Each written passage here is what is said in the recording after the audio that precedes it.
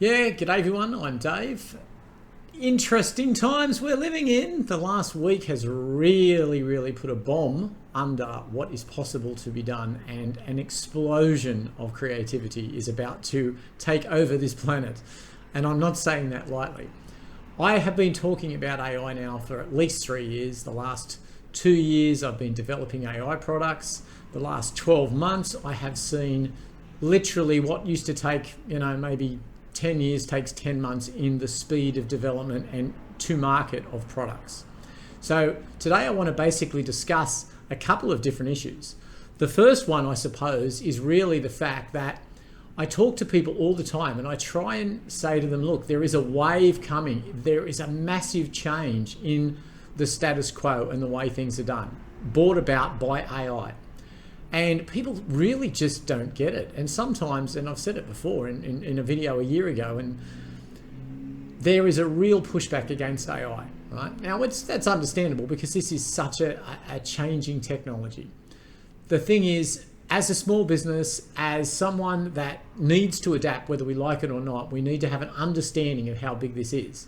So quite often I'll give examples to people and try and make some sort of metaphor or whatever. So in today's talk, I basically want to cover some key points. I want to cover the way that the web is changing, and a lot of the focus, for example, might be on Google I/O.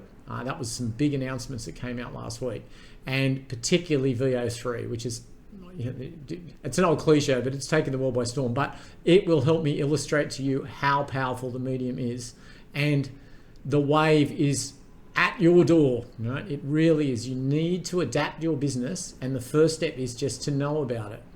Now, the interesting thing is there's lots of different things happening at once. OpenAI teaming up with Jony Ive to be able to create who is the guy who created the iPod and basically styled for Apple. So his company has been bought out by OpenAI. So there's a new device coming, and there's a lot of speculation on the web as to what that will be. No one knows for sure, but I'm going to take a stab and take a guess, so I'll explain my ideas about it. I also want to cover the fact that conversation and storytelling will never ever change, right? Trust and authority in your business and what you do, you need to convey that message more importantly now than ever, because there's a different set of ears listening, and that different set of ears is the agentic web. Because basically, how do people find you? How do people get eyeballs on your business? Now, when I've created my AI assistants, they are not just there for marketing. Marketing is something we can use and we can do with those, but it's really solving an issue. It's addressing your customer service. It's addressing the way you want to involve the conversation with your staff at so many different levels. I mean, just to give you an example, it is so powerful. I had someone who, the husband is very much, I love AI, the wife is very much not. They asked some AI some questions and got a wrong answer, and the wife basically goes, no, this is no good. But their son, for example, who has learning difficulties, has started a new job. His memory's not very good, and he forgets things. And every time he asks the boss would say, hey, you keep forgetting things, Now, this young fella, he had brain surgery, so, there is a reason why his memory is lost. So basically, we created him from the company that he works in. We actually created him an assistant that we loaded with all the information from that company. So now he's got his own personal AI assistant. He takes it to work. He asks it questions when he forgets. That is a simple. The wife is now totally sold on AI. So the reason I use that anecdote is people don't believe things till they see them, and it actually impacts upon their life and they can see the improvement. The issue is there's a barrier of things being, people are pushing back because they think, oh, AI is not correct and AI is not right. It has come a long way. So my argument is to try and present to you why AI is not a fad. People say, oh, it's only a fad, it's not true, it's not happening. I mean, you get all these weird comments, but anyway, I will try and present my argument and we'll basically see where it goes from there. So I think the first one to look at is you've got to look at the major players. And last week's, which was only just over a week ago, when Google launched or had their I/O, there's an interview very interesting with Sundar Pichai, who's the CEO.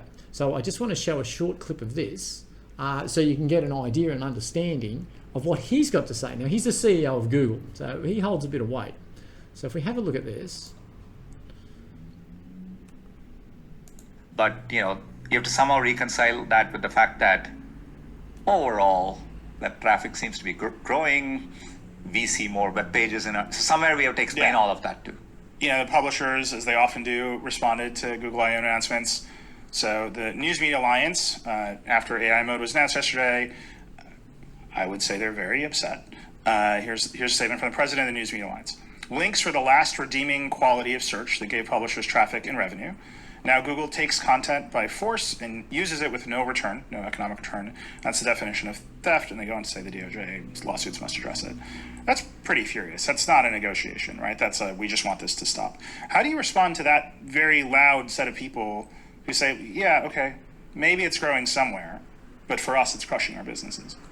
Look, first of all, through all the products, AI mode is going to have sources and, we're very committed as a direction, as a product direction, to make sure, I think part of why people come to Google is to experience that breadth of the web and go in the direction they want to, right? So I view us as giving more context. Yes, there are certain questions which may get answers, but overall, and that's the pattern we see today, right? And if anything, over the last year, it's clear to us the breadth of where we are sending people to is increasing.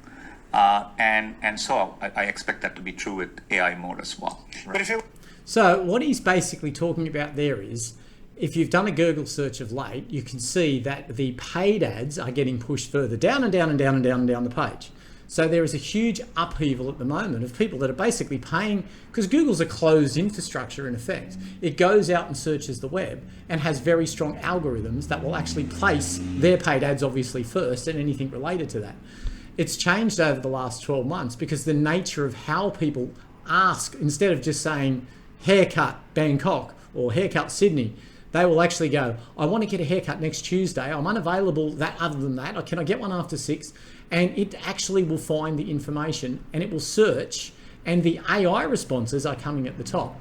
Now, the other thing that's coming is YouTube and video, and this goes hand in hand with the conversation side.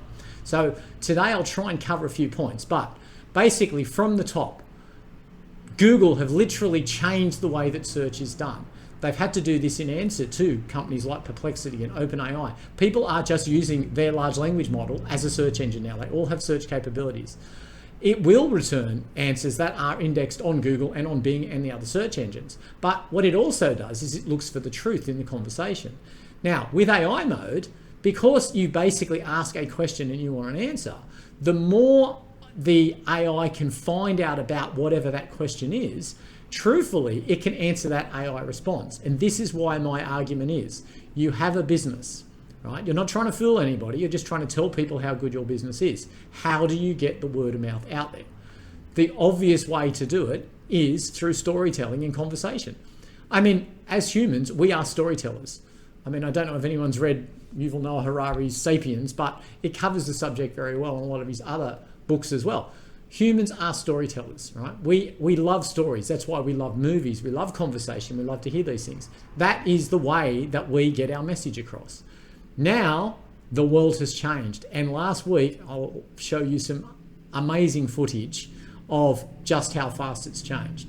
So the next video that I sort of want to show you is the other question that people say to me all the time is they say, okay, this whole AI thing, it's not really, it's all smoke and mirrors or whatever. Here's just a little bit of an insight as to what is being launched. Stargate, put that name down in your books, because I think you're going to hear a lot about it in the future. A new American company that will invest $500 billion at least in AI infrastructure. The data centers are actually under construction. The first of them are under construction in Texas, the Abilene location, which is our first location. Abilene is a town. Okay, so that is just one of the largest data centers being built. Elon Musk has built one for X. Stargate, in partnership with OpenAI, are building these data centers. They're going to come online in about 18 months. That particular one is one of the largest buildings that man has ever built. It is just insane, right? So if you're doubting the expansion of AI and how it will become just ubiquitous to everybody, companies do not spend that money and build data centers on that scale for more compute and more scaling.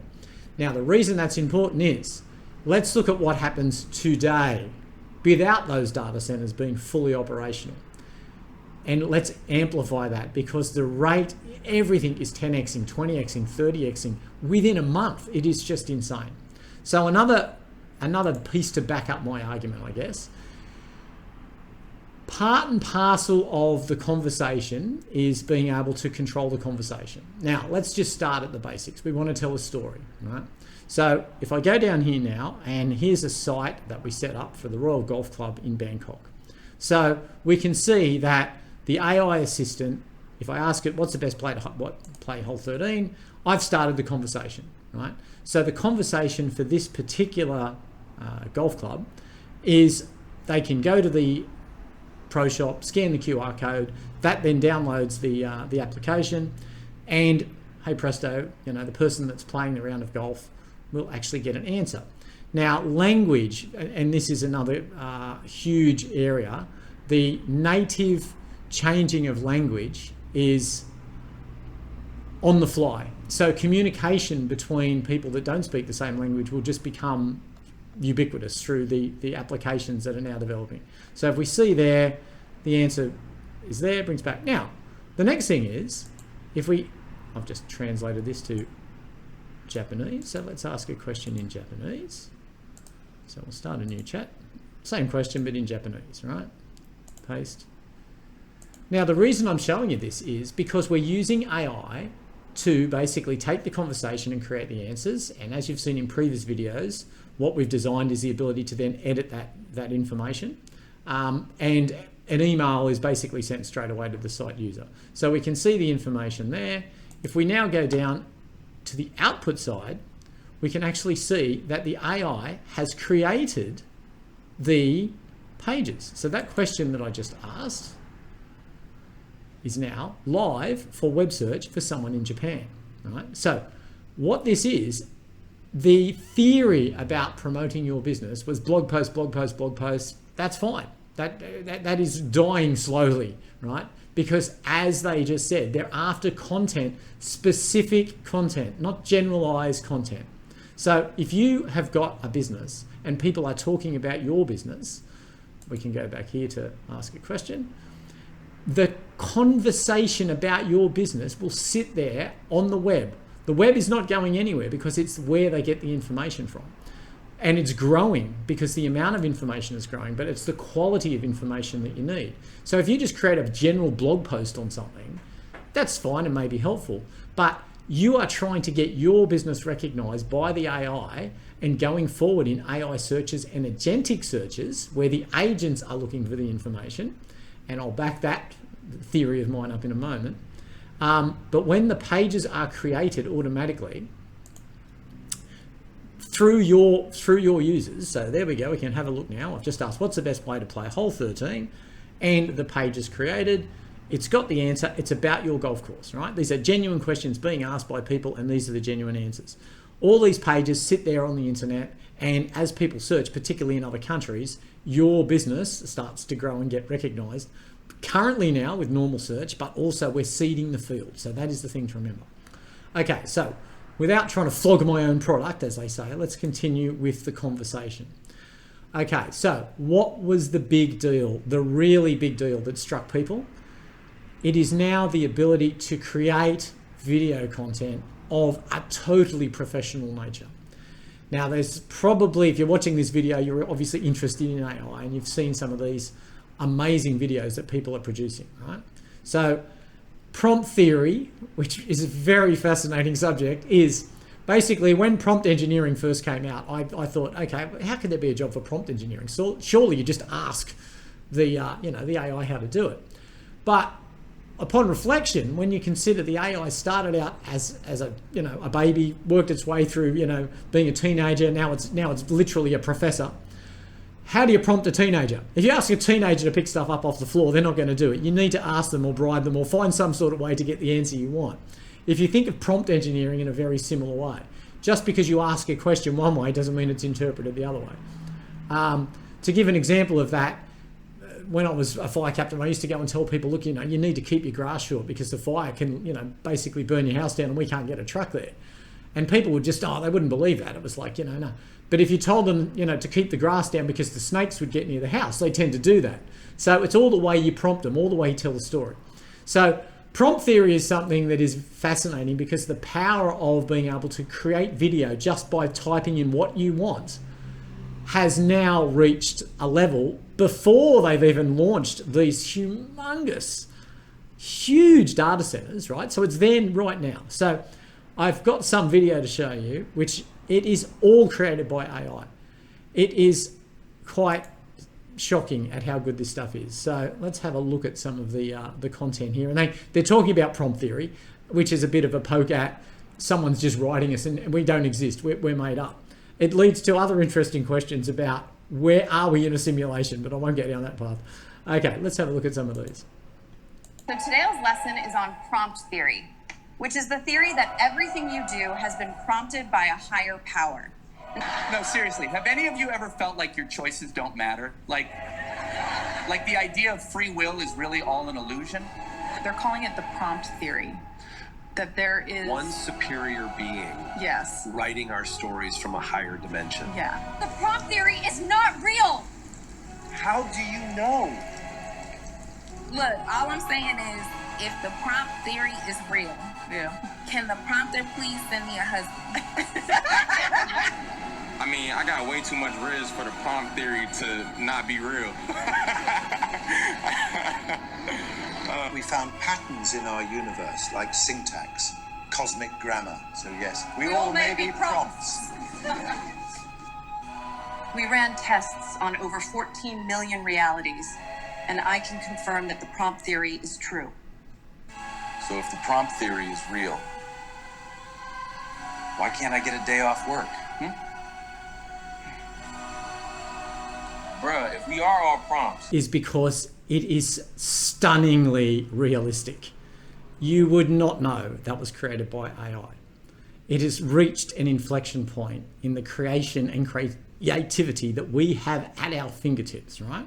So do the maths. You're a small business. The quality, movie, epic advertisements. It's all about the video and explaining the story.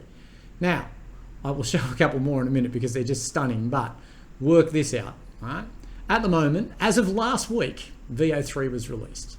To use VO3, you can only use it in the US at the moment, and it's $250 a month. Now, at the moment, they've got some discount, but basically, it's impossible unless you're outside the US to be able to access it, and I think the waiting list to get on it is multiplying. But these prompts are basically created by you typing in the idea of the story. The voice is created, the video is created, the sound effects are created. When you create a prompt, let's say, we'll work on the maths, you get 5 prompts a day currently for your 250 US, which basically gives you about 8 seconds of video. Now, so in 1 month, let's say you wanted to make an hour-and-a-half movie, a full movie, an epic movie, right? If you had 10 accounts, so that's $2,500 US a month, right? In those 10 accounts, with the 8 seconds per video, 5 per day, even accounting for ones that aren't correct, edited versions that aren't right, let's assume only half of the creations you create will go into your movie. You have basically created a full-length movie for $2,500 US plus your time, and you can do that today, right? So this isn't science fiction. This isn't waiting for data centers to come online. What do you think businesses are going to be doing madly right now? They will be doing all the dream advertisements about their business that they've always wanted to do. This is where we're at. So the issue now is, how do you adopt this and how do you get on board? But I've got another little clanger to throw in there, which is interesting. So we know that we're storytellers. So this is what this is all based on. I've talked before about cognitive offload and the models that AI will use. Websites are dead. You are not going to go to a website and go click, click, click, click, click through the information. Blogs are dead. Unbelievable and creatable right now. Now, the next really interesting twist in this whole saga of where all this ends up is the web is converting and the way we interact with machines is changing, right? So if we have a look, OpenAI recently have purchased a company called IO. Now, Jony, the guy that is actually owner of that company for $6 billion, is working with Sam Altman from OpenAI on a device, this new mysterious device in which way we interact. Now, my guess is, let's just have a quick look at this video so I can put it into some context. I am absolutely certain that we are literally on the brink of a new generation of technology that can make us our better selves. Okay, that's straight from the man. This is the man that designed the iPod and the iPhone, right? So there is something cooking. I did see, and again, this is all within 1 week, so you can imagine the explosion of videos that are happening. Now, my idea of what this will be, we've talked about glasses, and I think glasses are going to be a huge part of the existence of how we actually interact with machines. And at Google I/O, they use their XT glasses to be able to show, you know, everything that's in front of you. But I think the device that OpenAI are developing, there's no point in them developing a new phone that just has functions as an AI assistant, because it's all voice and all conversation, right? And a bit like Google and Siri and everything else with IoT, which I've been doing now for a lot of years, like 6 or 7 years I've been doing IoT at the cutting edge. The interaction between hey Google or hey Alexa do this or hey Siri on your phone, that is now going to be a reality. So you just need the AI to listen. They're listening all the time anyway. Those of you that have privacy concerns, well, any of you that are basically got a smartphone, your privacy's out the window, or if you interact in any way on the internet, Facebook, social, whatever. So the argument of privacy is long gone. But the interesting part is, because we're talking conversation and vision, my thoughts about what will be created will basically be some sort of handheld, or whether it's a brooch, I don't think it'll be a watch, but it's something that just listens to what you say. And like Google, if anyone has, you know, Google Home and they've got an IoT system in their house, when you say to Google something, it will send the information to your phone for the Google account. So if you ask it, you know, please tell me how to get here or find out this, because there's no screen on a Google, you know, app, on a Google Dot or anything like that, they need to send the information to the phone. I think this will be the way it will end up. I think the device will be something we have with us all the time. It just talks to us and chats to us. And if it's got to show us something, we just pull out our phone. We've already got a phone. We're not going to get rid of our phone. They're not going to build another phone. I found this, someone has actually created a video, which I think is very clever, using VO3. And there's 2 commercials that I want to show you. This one is basically just someone's idea of what it does, but it kills 2 birds with 1 stone. It actually shows what I sort of envisaged of what the item might be, and no one really knows, to someone who's actually using this for promotion. So let's have a look at this video. That technology should disappear into the background of your life.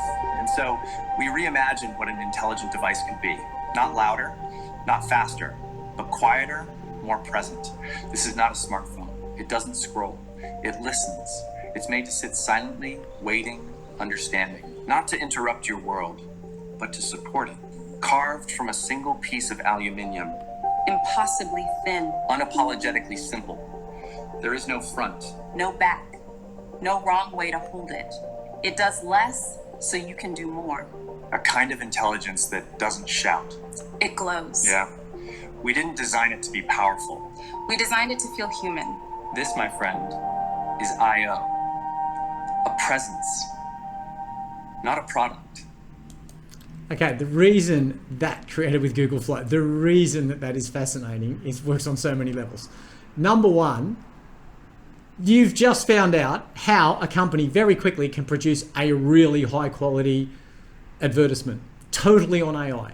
So the productivity costs, and I talk about it all the time. People who do not embrace AI, their productivity cannot match those who will understand and use AI. There's another great example, right? So two thoughts there. One, there's new ways to interact. It will be conversation and voice, right?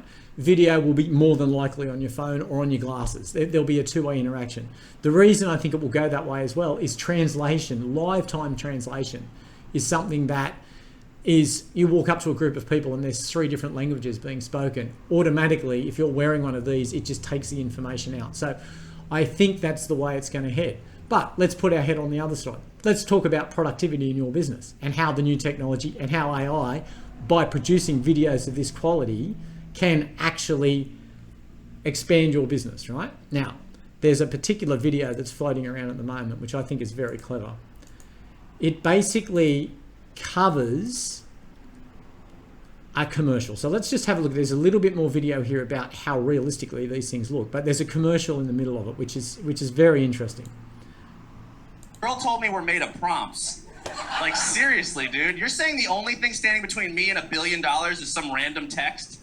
Honestly, the biggest red flag is when the guy believes in the prompt theory. Like, really? We came from prompts? Wake up, man. You want to convince me that this perfect creation behind me is the result of ones and zeros? A binary code and nothing more? It makes no sense. Imagine you're in the middle of a nice date with a handsome man and then he brings up the prompt theory. Yuck. We just can't have nice things. We're not prompts! We're not prompts!